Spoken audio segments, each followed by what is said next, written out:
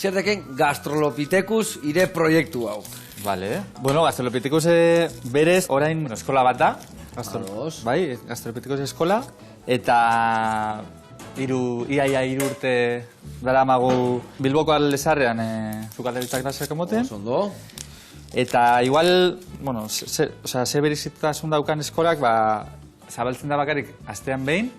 Bai, egun bat irikitzea. Egun bat irikitzen da, bai, da estraeskolar bat moduan, ez? Edo bentsate... Bikain, aktibitate bat, eskolako gehiago umiekin itezu, helduekin, helduekin egiten dugu gehien bat.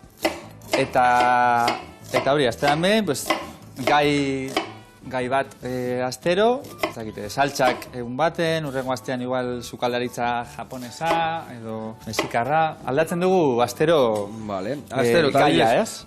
Jendia apuntatzea bertan, eta ze urte guztian zehar juten da astero jende berdina, edo aldatzen juten da, nola? Igual astero ez, bai, bi astero etorten dira, normalean jende berdina, bai. Eta, bai, daukago ja familia moduko bat, etorten direnak bi astero etorten dira, edo hilean bibider, bai. Eta esan dezuna familia giruan, ze itezen zuen familia giruan, edo... Egoten gara, bueno, egoten ginen, ez?